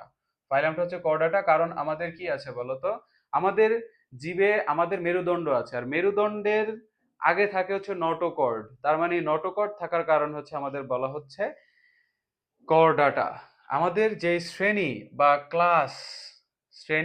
ক্লাস এইটাকে বলা হচ্ছে ম্যামালিয়া। কি বলা হচ্ছে? ম্যামালিয়া। এটা কি কারণ জানো, ম্যামালিয়া বলা হয় যাদের লোম এবং চুল থাকে। তোমার আমার সবার চুল, তারপর সবার লোম আছে, তাই না? আচ্ছা, তাহলে এই যে, এবং আমরা কি করি বলতো, এই প্রাণীরা ধরো বিড়াল, তারপর কুকুর, এরা কি করে বলতো, মানুষ বাচ্চাকে দুধ পান করায় না, বাঘ বাচ্চাকে দুধ পান করায় সবাই। তাহলে এই যে যেই প্রাণীরা বাচ্চাদের দুধ পান করায় তাদেরকে, এবং এদের যে লোম এবং চুল থাকে, তাহলে এদেরকে ম্যামালিয়া শ্রেণীর অন্তর্ভুক্ত করা হবে। এরপর দেখো বর্গ বা অর্ডার। তাহলে এইটা হচ্ছে কি বলতো, প্রিমেট। প্রিমেট হওয়ার কারণ কি জানো? প্রিমেট হওয়ার কারণ হইল, এরা কি করে বলতো, আঁকড়ে ধরার উপযোগী হাত আছে আমাদের, অর্থাৎ আমরা কোনো কিছু আঁকড়ে ধরতে পারি, তাই না? আচ্ছা, এই যে আঁকড়ে ধরতে পারি, এবং আমাদের কি আছে বলতো, দৃষ্টিশক্তি বেশ উন্নত। যেমন তুমি এইখান থেকে 20 মিটার দূরে বা অনেক দূরে, তোমার যে দৃষ্টি ক্ষমতা, এই দৃষ্টি ক্ষমতার ভিতরে সবকিছু সুন্দর মতো ক্লিয়ারলি দেখতে পাও, তাই না? তাহলে এই জন্য এদের এই আমাদের মানুষকে রাখা হয়েছে প্রিমেট বর্গের অন্তর্ভুক্ত। এবং আমাদের যে ফ্যামিলি, আমরা যেই ফ্যামিলির সদস্য, আমরা হচ্ছে হোমিনিডে। কি? হোমিনিডে। কারণ কি জানো, আমরা কোন কোন ফ্যামিলির অন্তর্ভুক্ত জানো? আমরা হচ্ছে শিম্পাঞ্জি, তারপরে ধরো বানর, তারপরে গরিলা, তারপরে ওরাং ওটাং, এই ধরনের যে প্রাণী আছে এদের সাথে আমাদের সাদৃশ্য রয়েছে, তাই আমরা এই ফ্যামিলির অন্তর্ভুক্ত বা হোমিনিডে গোত্রের অন্তর্ভুক্ত। এরপরে দেখো, দুইটা হচ্ছে, একটা হচ্ছে গণ আর একটা হচ্ছে প্রজাতি। এটা হচ্ছে কি বলতো? এটা হলো জেনাস হলো গণ, আর স্পিসিস হলো কি? স্পিসিস হচ্ছে প্রজাতি। স্পিসিস হচ্ছে প্রজাতি। তাহলে আমাদের গণটা হচ্ছে কি? দেখো হোমো। গণটা হচ্ছে কি? হোমো। আর প্রজাতি হচ্ছে স্যাপিয়েন্স। এখন দেখো, হোমো কেন বলা হচ্ছে? হোমো বলা হচ্ছে কারণ আমাদের দেহের অনুপাতে মস্তিষ্কটা অনেক বড় থাকে এবং আমরা খাড়া দুই ভাবে হাঁটতে পারি, অর্থাৎ আমাদের মাথাটা বড় থাকে না এবং আমরা খাড়া দুই পায়ে হাঁটতে পারি। এই কারণে আমরা হচ্ছে, আমাদের জেনাস হচ্ছে হোমো, অর্থাৎ মানুষের জেনাস হোমো। এবং মানুষের স্পিসিসটা কেন স্যাপিয়েন্স? কারণ এদের চওড়া খাড়া কপাল। দেখো আমাদের কপাল সবারই বড়, চওড়া, খাড়া। খুলির হাড় আমাদের কি বলতো অন্যান্য প্রজাতির তুলনায় পাতলা, অর্থাৎ অন্যান্য প্রাণীর হাড়গুলা দেখবা শক্ত, আমাদের হাড়গুলা একটু পাতলা। এবং আমাদের হাড় পাতলা হওয়া সত্ত্বেও আমরা বুদ্ধিবৃত্তিক ভাবে অন্যান্য প্রাণী থেকে উন্নত। মানুষ হচ্ছে সৃষ্টির সেরা জীব, তাহলে আমরা বুদ্ধিবৃত্তিক ভাবে অন্যের থেকে উন্নত না। এই কারণে আমরা এর, আমাদের স্পিসিসটা হচ্ছে স্যাপিয়েন্স। ঠিক আছে? এখন এই হোমো আর স্যাপিয়েন্স দিয়ে একটা ইন্টারেস্টিং ব্যাপার আছে। হোমো আর স্যাপিয়েন্স দিয়ে হচ্ছে কি হয় জানো? হোমো আর স্যাপিয়েন্স দিয়ে হচ্ছে আমরা যে কোনো প্রাণীর সাইন্টিফিক নেম লিখতে পারি, যেই কোনো প্রাণীর সাইন্টিফিক নেম। লাইক ধরো মানুষ, মানুষের বৈজ্ঞানিক নাম হচ্ছে হোমো স্যাপিয়েন্স। মানুষের বৈজ্ঞানিক নাম হচ্ছে কি? Homo, Homo sapiens. দেখো আমি কিভাবে লিখলাম, এই লেখার ধরনটা থেকে আমরা বুঝে যাব যে সাইন্টিফিক নেম কিভাবে লিখতে হয়। দেখো হোমো, এই দেখো হোমো স্যাপিয়েন্স। এখন এই প্রথম কোন বৈজ্ঞানিক নাম লেখার নিয়ম, বৈজ্ঞানিক লেখার নিয়ম, প্রথম অক্ষরটা বড় হাতের হতে হবে। প্রথম অক্ষরটা, প্রথম অক্ষর ক্যাপিটাল লেটার, প্রথম অক্ষর ক্যাপিটাল লেটার। এবং পরবর্তী, এবং পরবর্তী সবগুলো, পরবর্তী সব অক্ষর স্মল লেটার দিয়ে লিখতে হবে। দেখো লিখলাম। এবং এটা দুইটা পার্ট থাকবে। কি থাকবে? জেনাস অর্থাৎ গণ প্লাস হচ্ছে স্পিসিস। বুঝাইতে পারলাম? আচ্ছা চলো দেখি, আমাদের নিশ্চয়ই কিছু নাম দেওয়া আছে বইয়ের মধ্যে। এই যে দ্বিপদ নামকরণ, অর্থাৎ যেই নামকরণে দুটি অংশ বা দুটি পদ থাকবে তাদেরকে বলা হবে। দুটি অংশ বা দুটি পদ কি? এই যে একটা পদ জেনাস, এই যে আর একটা পদ স্পিসিস। এইটা দ্বিপদ নামকরণটার মানে নাম হচ্ছে, দেখো বায়োনোমিয়াল নোমেনক্লাচার, তাই না? দেখো এখানে, এই দেখো গোল আলুর বৈজ্ঞানিক নাম হচ্ছে সোলানাম টিউবারোজাম। এখানে সোলানাম হলো গণ বা জেনাস এবং টিউবারোজাম হচ্ছে প্রজাতির নাম। তাহলে এই দুইটা পদ নিয়ে নামকরণ হয়েছে, এই কারণে একে বায়োনোমিয়াল নোমেনক্লাচার বলা হচ্ছে। এখন এই বায়োনোমিয়াল নোমেনক্লাচারটা আন্তর্জাতিকভাবে কিছু সুনির্দিষ্ট নিয়ম নীতি মাইনা চলে। এই নিয়ম নীতি মেনে চলে, যেমন উদ্ভিদের নাম, উদ্ভিদ যেই নিয়ম নীতিগুলো মেনে চলে সেটাকে বলা হচ্ছে ICZN অ্যান্ড ICBN। এবং প্রাণী, এরা যেই নিয়ম নীতিগুলো মেনে এদের নামকরণটা করা হয় এদেরকে বলা হচ্ছে ICZN। তাহলে ICBN কি জিনিস? ICBN কি জিনিস আর ICZN কি জিনিস? খেয়াল করো, ICBN হলো international code of, international code of botanical. Botanical হলো কি বলতো? উদ্ভিদ বোঝানো হয়। বোটানিক্যাল নোমেনক্লেচার মানে হচ্ছে নামকরণ, তাই না? নোমেন ক্লেচার।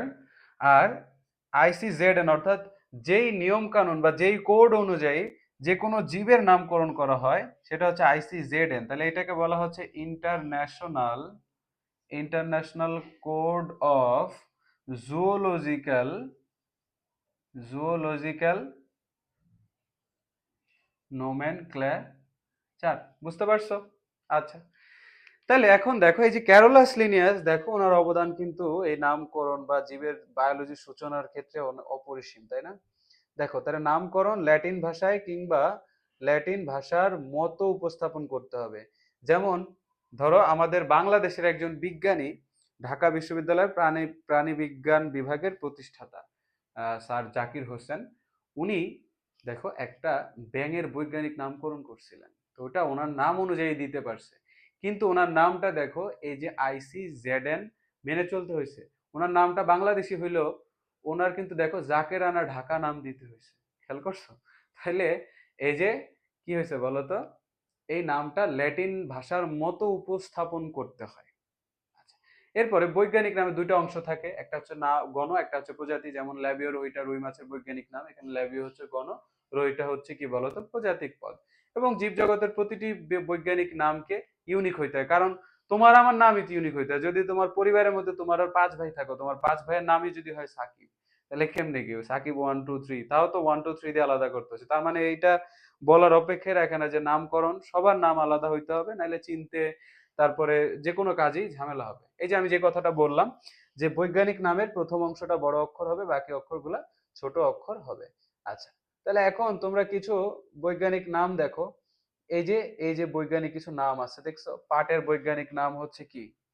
কর্কোরাস ক্যাপসুলারিস, মৌমাছি হচ্ছে অ্যাপিস ইন্ডিকা, দোয়েল হচ্ছে কপসাইকাস সলোরিস, দেখো royal Bengal tiger Panthera tiger, মানুষ হচ্ছে হোমো স্যাপিয়েন্স। তাহলে এই নামগুলো তোমরা মুখস্থ রাখবা বা মুখস্থ রাখার ট্রাই করবা, ঠিক আছে? তাহলে আমরা আমরা এই চ্যাপ্টারটা মোটামুটি বেসিক আমরা আলোচনা করতে পারলাম, তাই না? এবার আমরা কোশ্চেন সলভ করব। এই পার্টটা তোমরা যে 26 সালে পরীক্ষা দিবা তোমাদের জন্য কিন্তু ইম্পর্টেন্ট। চলো কোশ্চেন সলভ করি এখন। তো চলো আসলে আমরা শুরু করি।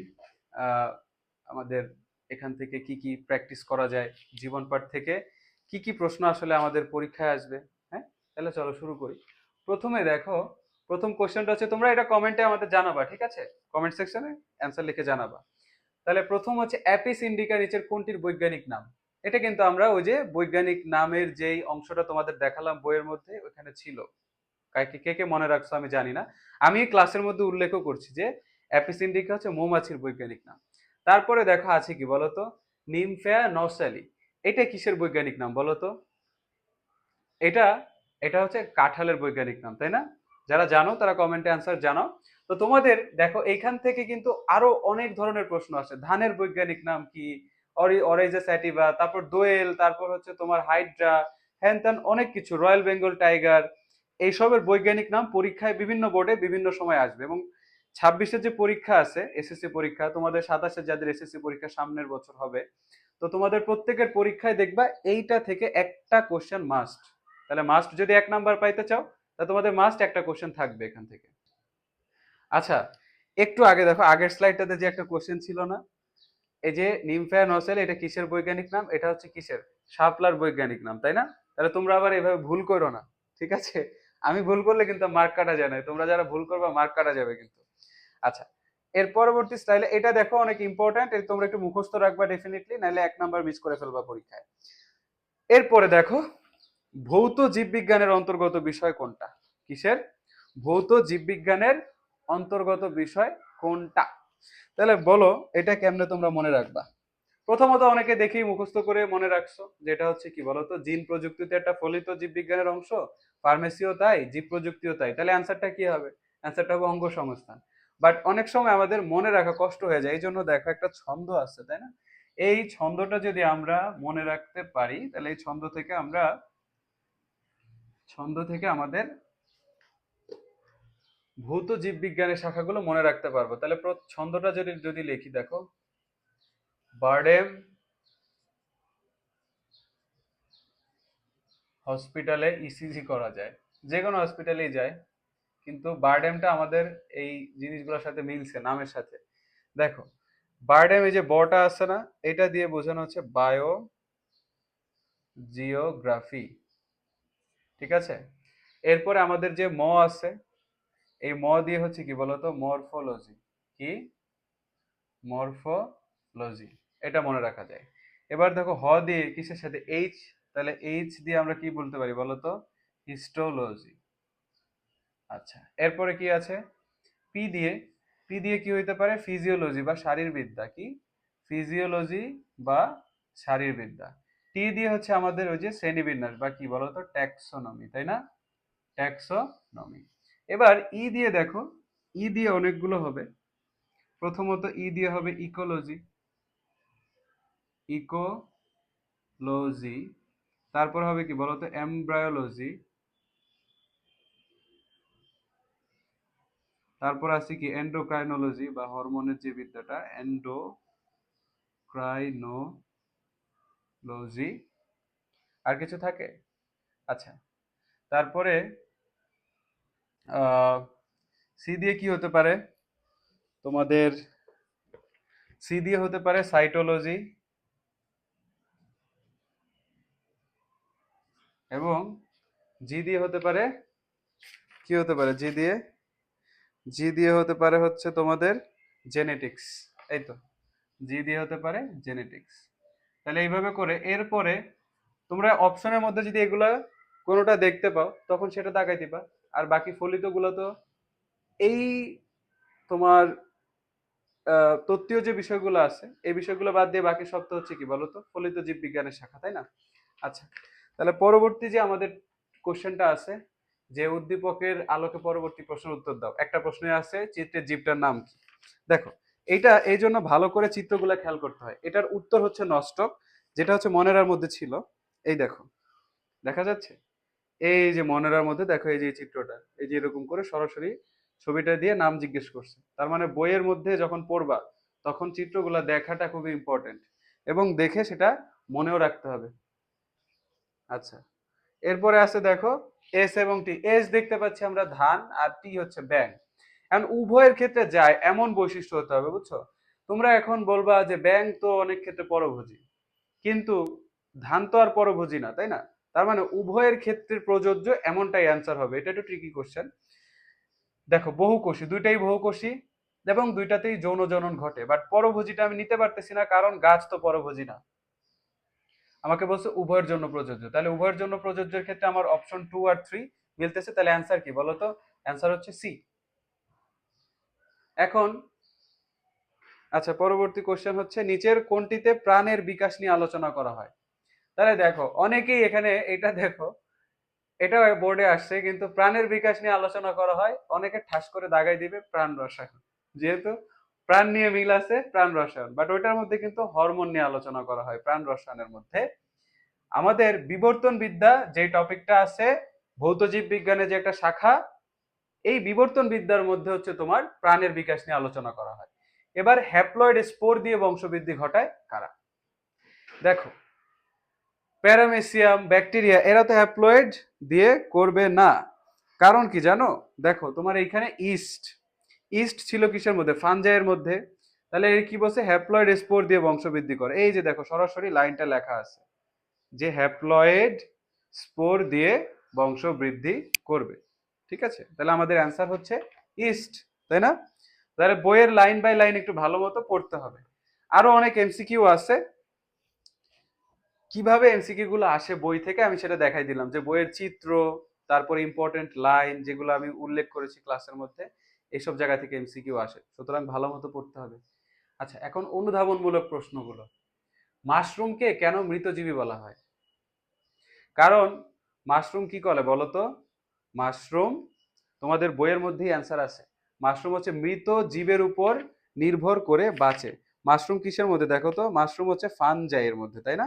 এই দেখো, তাহলে বইয়ের মধ্যে লেখা আছে যে ফানজাই হলো মৃতজীবী বা পরজীবী। তাহলে এদেরকে মৃতজীবী কেন বলা হচ্ছে? কারণ এরা মৃত জীবের দেহের উপর বা মৃত জীব থেকে পুষ্টি উপাদান নিয়ে এরা বেঁচে থাকে অনেক সময়। আচ্ছা, এবার মানুষকে হেটারোট্রফিক বলা হচ্ছে কেন? হেটারোট্রফিক কি আমি বলছিলাম? পরভোজী, তাই না? হেটারোট্রফিক শব্দটা ওই যে বোর্ডে লিখে দিছিলাম যে হেটারোট্রফিক শব্দের বাংলা শব্দ হচ্ছে পরভোজী। তাহলে পরভোজী কি? পরভোজী হলো যারা খাবারের জন্য অপরের উপর নির্ভরশীল, মানে অন্য প্রাণীর উপর বা অন্য জীবের উপর নির্ভরশীল থাকবে, তারা হচ্ছে কি বলতো? পরভোজী, তাই না?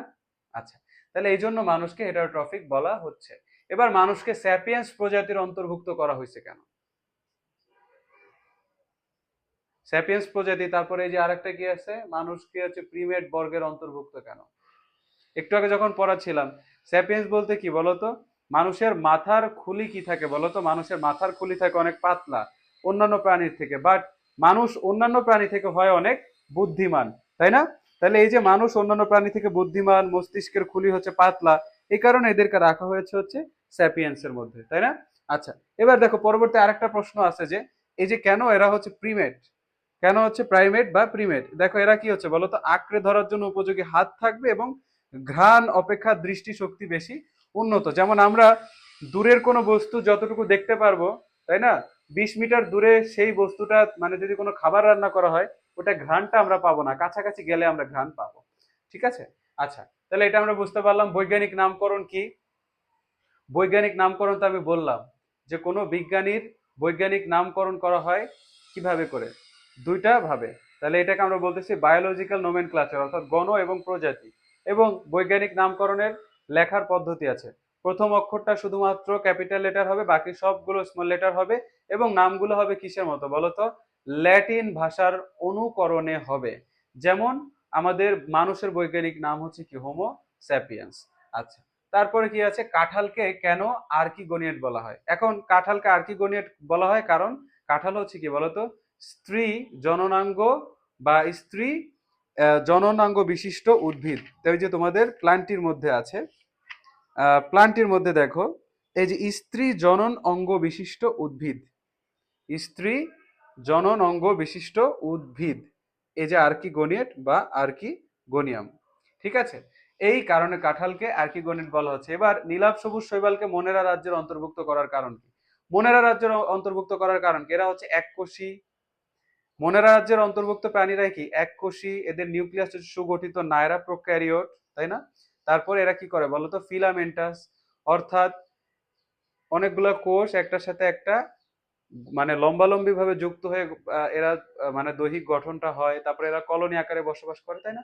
তাহলে এইগুলা বৈশিষ্ট্য তোমার নীলাভ সবুজ শৈবালের মধ্যে থাকার কারণেই নীলাভ সবুজ শৈবালটাকে কি করা হয়েছে, মনেরা রাজ্যের অন্তর্ভুক্ত করা হয়েছে। সহজ না? আচ্ছা, এখন এগুলা বাদেও, এগুলো হচ্ছে মোস্ট ইম্পর্টেন্ট কোশ্চেন গুলো আর কি। এগুলা বাদেও আরো অনেক ধরনের কোশ্চেন আছে যেগুলো তোমাদের আসলে বইটা লাইন বাই লাইন থরলি পড়তে হবে, পড়লে তোমরা এগুলো অ্যান্সার করতে পারবা। ঠিক আছে? আচ্ছা, তাহলে পরবর্তীতে দেখো আমি সৃজনশীল প্রশ্ন রেখেছি। দেখো প্রশ্নের মধ্যে আমরা দেখেই বুঝতে পারতেছি যে ওয়াই এর মধ্যে আছে হচ্ছে গাছ, আর জেড হচ্ছে কি বলতো, মাছ। তাহলে যে জেড হচ্ছে অ্যানিমেলিয়া এবং ওয়াই হচ্ছে কি বলতো, প্লান্টি। তাহলে এখন আমরা দেখতে পাচ্ছি যে এই প্লান্টি এবং অ্যানিমেলিয়ার মধ্যে তুলনামূলক আলোচনা করতে বলা হয়েছে। কি কি বিষয়ের ভিত্তিতে আলোচনা করা যায়? সাইটোপ্লাজমিক অঙ্গাণু, আবাস, এরা কোথায় বাস করে, যেমন মাছ জলজ, গাছ হচ্ছে কি জলজ এবং স্থলজ উভয়ই। তারপর খাদ্য গ্রহণ, গাছ হচ্ছে সালোক সংশ্লেষণ পদ্ধতিতে খাদ্য গ্রহণ করবে, মাছ হচ্ছে পরভোজী বা খাদ্য গলা দিয়ে গিলে ফেলবে, এই জন্য গলাধঃকরণ করে খাদ্য খায়, এটা বলা হয়েছে। তাহলে উদাহরণ হচ্ছে উন্নত সবুজ উদ্ভিদ আর যে কোনো মেরুদণ্ডী প্রাণী, তাই না? তাহলে এটা আমরা বুঝতে পারলাম। পরবর্তী প্রশ্নটা দেখো, এগুলো কিন্তু বিভিন্ন বোর্ডে আসছে, তাই না? এগুলো বোর্ডে আসা প্রশ্ন। এখন দেখো তোমার পি কে কোন রাজ্যে অন্তর্ভুক্ত করা যায়? পি হচ্ছে কি বলতো, পি হচ্ছে মাশরুম। তাহলে মাশরুমকে ফানজাই রাজ্যে অন্তর্ভুক্ত করা যায় না? তাহলে ফানজাই রাজ্যে যদি অন্তর্ভুক্ত করা যায়, তাহলে আমরা বলতে হবে যে এরা হচ্ছে অধিকাংশ কি স্থলজ, তারপরে মৃতজীবী, পরজীবী, তাই না? এবং এদের হচ্ছে কোষ প্রাচীর কাইটিন দিয়ে গঠিত, খাদ্য গ্রহণ শোষণ পদ্ধতিতে ঘটে। এগুলো বৈশিষ্ট্য লিখতে হবে এবং এইগুলো বৈশিষ্ট্য লিখতে হবে যে মাশরুমেরও এই ধরনের বৈশিষ্ট্য রয়েছে, যার কারণে একে ফানজাই রাজ্য হচ্ছে ফাইভ কিংডমের রাজ্য 4 এবং সুপার কিংডমের 2 অন্তর্ভুক্ত। এই কথাগুলো সুন্দরভাবে 3টা প্যারা করে গ নাম্বারে লিখতে হবে, তাহলে তুমি ফুল মার্কস পাবা। ঠিক আছে? অনেকে জিজ্ঞেস করো না বায়োলজিতে কেমনে ফুল মার্কস পাবা। বায়োলজিতে ফুল মার্কস পাওয়ার উপায় হলো এই যে দেখছো আমার মতো এই যে বই, যখন বায়োলজি পড়বা তখন এরকম বইয়ের সাথে একবারে প্রেম করবা, জনম জনমের প্রেম বায়োলজি বইয়ের সাথে। মানে বই ছাড়া কিছু বুঝো না। ঠিক আছে? কারণ বইয়ের প্রত্যেকটা লাইনই হচ্ছে তোমার প্রত্যেকটা প্রশ্নের উত্তর তুমি পেয়ে যাবো ওখান থেকে। আচ্ছা, এরপর আছে কি বলতো, কিউ এবং আর। দেখো কিউ দেখে আমি বুঝতে পারতেছি এটা একটা গাছ, আর আর দেখে আমি বুঝতে পারতেছি কি অ্যামিবা। তাহলে আমার কি কি বলে এটাকে, প্রোটিস্টা আর হচ্ছে প্লান্টি, এইটার মধ্যে কোনটা উন্নত ভাই? এটা তো আমি শিওর যে আমার প্ল্যান্টই হচ্ছে উন্নত, তাই না? কেন উন্নত বলো তো? কারণ প্ল্যান্টটির মধ্যে এরা হচ্ছে নিজের খাদ্য নিজে তৈরি করতে পারে, তারপরে এদের জটিল টিস্যুতন্ত্র বিদ্যমান, তাই না? এদের যৌন জনন হয়, তাই না? আচ্ছা, কিন্তু অ্যামিবা যেটা আছে, এই অ্যামিবা কি বলতো? এরা হচ্ছে কি, এরা নিউক্লিয়ার পর্দা যেটা আছে সেটা দিয়ে পরিবৃত থাকলেও এরা কি করতে পারে না বলতো? এরা আসলে এক কোষী। তাহলে এক কোষী বা বহু কোষী হইতে পারে, কিন্তু উদ্ভিদের মতো এতগুলা কোষ ওদের মধ্যে থাকবে না, এদের মধ্যে টিস্যু তন্ত্র নাই, অঙ্গ নাই, তাই না? এরা যৌন জননও করে না, এরা ফটোসিনথেটিক ভাবে খাদ্য তৈরি করে। এবং দেখো এরা এদের কোনো ভ্রূণও গঠিত হয় না, এদের কোনো ভ্রূণ গঠিত হয় না। বাট তোমার এই যে প্লান্টই যারা আছে, দেখো এরা হচ্ছে উদ্ভিদের মধ্যে অনেকগুলো ভাগ আছে। এরা কি করতেছে বলতো? এরা দেখো তোমার এই যে যে ফানজাই ছিল, এরা কিন্তু ডিপ্লয়েড পর্যায়ে শুরু হইতে পারবে না, অর্থাৎ 2N হবে না, তাই না? তাহলে এটাও একটা কারণ তোমার প্ল্যান্টটির উন্নত হওয়ার কারণে। কেন উন্নত, এটার উত্তর লেখার জন্য। আচ্ছা, এখন আসো পরবর্তী প্রশ্নটাতে, এক্স এবং ওয়াই এর মধ্যে অধিক কোনটা উন্নত? ফানজাই এবং হচ্ছে মনেরা। এটা তো স্বাভাবিকভাবে আমরা বলতে পারছি। সেটা কোথা থেকে প্রশ্ন করছে জানো? প্রোক্যারিওট আর ইউক্যারিওট। প্রোক্যারিওট হলো কি বলতো? নিউক্লিয়াস যাদের সুগঠিত না, আর ইউক্যারিওট হলো যাদের নিউক্লিয়াস সুগঠিত। এখন আমরা এই যে ওয়াই যেটা দেখতে পাচ্ছি, এই ওয়াইটা হচ্ছে কি বলতো? ওয়াইটা হচ্ছে মনেরা, মনেরা রাজ্যের নস্টক সবুজ শৈবাল এটা, তাই না? আচ্ছা, আর এই যে এক্স হচ্ছে ফানজাই, ফানজাইয়ের অন্তর্ভুক্ত মাশরুম, তাই না? ফানজাই রাজ্যের অন্তর্ভুক্ত মাশরুম। তাহলে আমি তো ডেফিনেটলি বলতে পারতেছি যে আমার এটা যেহেতু নিউক্লিয়াসই সুগঠিত না, তাহলে ওয়াই থেকে, অর্থাৎ এই যে নস্টক থেকে বা মনেরা থেকে আমার ফানজাই রাজ্যটা হচ্ছে বেশি কি উন্নত, তাই না? এবং এখানে মনেরার বৈশিষ্ট্য, ফানজাইয়ের বৈশিষ্ট্য এটা লিখে তুলনামূলক একটা আলোচনা করে তারপরে তুমি তোমার কমেন্টটা করবা, ঠিক আছে? আচ্ছা, পরবর্তীতে আমাদের থাকতেছে কি, উদ্দীপকে এক্স এর রাজ্যগত বৈশিষ্ট্য ব্যাখ্যা করো। এক্স দেখে কি মনে হচ্ছে, চিনতে পারতেছো? এক্স দেখে কি মনে হচ্ছে? দেখো, এই জন্য বইয়ের চিত্রটা খুব জরুরি। আমাদের বইয়ের মধ্যে এই যে দেখো মনেরার মধ্যে ছিল কি, এই দেখো সেম চিত্রটা দিয়ে দিছে না? এই যে এটাই তো, খালি ওইখানে কালার করা নাই, এখানে কালার করা, বুঝছো? তাহলে এই যে হচ্ছে কি ব্যাকটেরিয়া, আমাদের তো মনেরা রাজ্যটাকেই ব্যাকটেরিয়া রাজ্য বলা হয়, তাই না? মনেরা রাজ্যটাকেই তো ব্যাকটেরিয়া রাজ্য বলা হয়। তাহলে তোমাকে বলা হয়েছে যে ব্যাকটেরিয়া, ব্যাকটেরিয়ার রাজ্যগত বৈশিষ্ট্য। তো এখানে রাজ্যগত বৈশিষ্ট্য কি, এদের যে কোষ থাকবে সেটা এককোষী, কলোনিয়াল, ফিলামেন্টাস, সবগুলো একটু আগে আলোচনা করেছি। নিউক্লিয় বস্তু, এদের নিউক্লিয়ার পর্দা থাকবে না, কারণ মনেরার তো কি প্রোক্যারিওট, এদের হিস্টোন প্রোটিন নাই। হিস্টোন প্রোটিন নাই মানে কি বলতো? এদের ডিএনএ, আরএনএ, রাইবোজোম, মানে রাইবোজোম আছে বাট এদের ডিএনএ আরএনএ নাই। ডিএনএ আরএনএ গঠন হইতে পারে না। হিস্টোন প্রোটিন হচ্ছে ডিএনএ আরএনএ গঠন করার প্রোটিন বা গঠনগত প্রোটিন, এটার মধ্যে সো ডিএনএ আরএনএ নাই, শুধু রাইবোজোম থাকছে, প্রোটিন সংশ্লেষণটা হচ্ছে। সাইটোপ্লাজমিক অঙ্গাণুর মধ্যে প্লাস্টিড নাই, মাইটোকন্ড্রিয়া নাই, এন্ডোপ্লাজমিক রেটিকুলাম নাই, শুধুমাত্র রাইবোজোম আছে। কোষ বিভাজনটা ওই যে আমি চিত্র এঁকে দেখালাম ক্লাসের প্রথম দিকে, যে দ্বিবিভাজন পদ্ধতিতে একটা মাতৃকোষ থাকে, মাতৃকোষটা সরাসরি বিভক্ত হয়ে দুইটা কোষে বিভক্ত হয়ে যায়। এদের মাইটোসিসও হয় না, অ্যামাইটোসিসও হয় না। তাহলে খাদ্য গ্রহণ কি শ্বসন পদ্ধতিতে করে কেউ, তবে কেউ কেউ সালোক সংশ্লেষণ পদ্ধতিতে খাদ্য গ্রহণ করতে পারে। আর শ্বসন হচ্ছে অবাধ শ্বসন। এই অবাধ শ্বসন কি জানো? অবাধ শ্বসন হচ্ছে অক্সিজেনের অনুপস্থিতিতে শ্বসন। এখন এই শ্বসনটা তোমরা জানতে পারবা হচ্ছে কোথায়, জীবনী শক্তি, তোমাদের চতুর্থ অধ্যায়ের সামনে লেকচারে ইনশাল্লাহ আলোচনা করা হবে। উদাহরণ হচ্ছে নীলাভ সবুজ শৈবাল এবং ব্যাকটেরিয়া। তাহলে আমরা বুঝতে পারলাম এই অধ্যায় থেকে কি কি আমাদের পড়তে হবে এবং এই অধ্যায় থেকে কি কি কোশ্চেন আমাদের আসতে পারে, সবকিছু আমরা জানতে পারলাম। এখন তোমাদের উচিত ভালো মতো পড়ালেখা করা। যদি কোনো প্রবলেম থাকে সেটা কমেন্ট বক্সে বা আমাদের ফেসবুক পেজে আমাকে সরাসরি জানাতে পারো। তোমাদের কনসার্ন গুলো, তোমরা কি কি নিয়ে কনসার্ন, আর এখানে কোনো বিষয় যদি বুঝতে বাকি থাকে। তাহলে দেখা হচ্ছে পরবর্তী ক্লাসে। আল্লাহ হাফেজ।